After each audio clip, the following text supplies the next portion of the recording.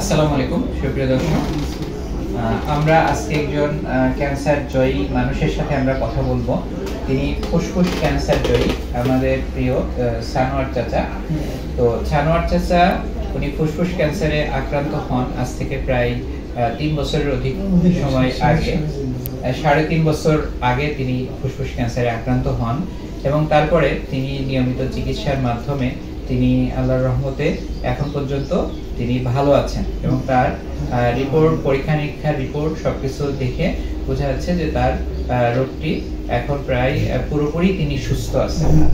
তো এখন আমি সানোয়ার চাচার কাছে জানবো যে চাচা আপনি কেমন আছেন? ইনশাআল্লাহ আল্লাহর রহমতে ভালো আছি।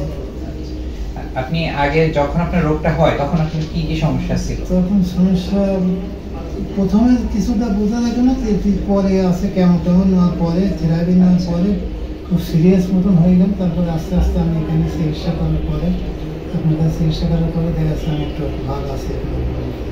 আচ্ছা, 3 বছর 3.5 বছর পার হয়ে গেল। চাচা নিজের কাজ সব নিজেই করেন। আপনি কি কি কাজ করেন বাসায়? বাসায় কি কাজ, এখন তো আর সেই কাজ কিছু না, নিজের কাজ কৌশল টোল করে, কাগজ চোপড় খাঁচা খুঁজো এসব নিজে একটু মাঠ ঘাটে আসা। তার মানে তিনি আগে আগে কি এইসব কাজই করতেন? আগে এসব কাজ করতাম, হচ্ছে এইসব কাজের পরে ছিলাম, তবে বেশি কাজ করতাম, কম করতাম, ঠিক না। আচ্ছা, তো উনি আগে যে কাজগুলো করতেন এখন আবার তিনি আগের অবস্থায় ফিরে গেছেন। তার মানে চিকিৎসা নেওয়ার মাধ্যমে তিনি সানোয়ার চাচা প্রায় পুরোপুরি সুস্থ হয়ে গেছেন এবং তিনি আগে যে নরমাল লাইফ যেটা লিড করতেন, অর্থাৎ বাজারে যাওয়া, মসজিদে যাওয়া, মাঠে যাওয়া ইত্যাদি কাজগুলো তিনি এখনো করে থাকেন। অর্থাৎ তিনি ক্যান্সারটাকে হারাতে পারেনি, তিনি ক্যান্সার জয়ী হয়েছেন। তো সানোয়ার চাচার জন্য শুভকামনা। আর সানোয়ার চাচা আপনি এমনি সাধারণ মানুষের জন্য বলেন, বা যারা নতুন ফুসফুস ক্যান্সারে যারা আক্রান্ত হবে তাদের উদ্দেশ্যে আপনার কি পরামর্শ? আমার মানে পরামর্শ, আপনার কাছে নেওয়াটা উচিত, আর নিয়মিত ওষুধ পানি খাওয়া দরকার, চিকিৎসা দরকার।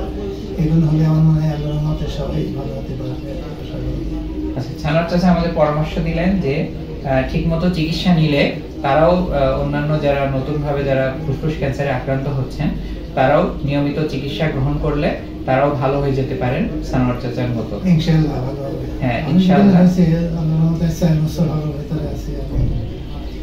প্রিয় দর্শক, ক্যান্সার কোনো অভিশাপ নয়, ক্যান্সার কোনো ছোঁয়াচে রোগ নয়। ক্যান্সার যোদ্ধারা আমাদের সম্পদ। ক্যান্সার যোদ্ধাদের সঠিক যত্ন নিন, তো তাদের জন্য সহযোগিতার হাত বাড়িয়ে দিন। আসুন আমরা নিজে সচেতন হই, পরিবার এবং সমাজকে সচেতন করি। আমার আপনার সকলের ঐকান্তিক প্রচেষ্টায় দূর হোক ক্যান্সার চিকিৎসার সকল অন্তরায়। সবাই ভালো থাকবেন, সুস্থ থাকবেন। আশা করি আপনারা সব দর্শক ভাইরা আপনারা চেষ্টা করবেন এখানে আসার জন্য। আমার মনে হয় ভালো হতে পারবেন ইনশাআল্লাহ। ইনশাআল্লাহ। আজকের মতো এখানেই শেষ করছি। আসসালামু আলাইকুম।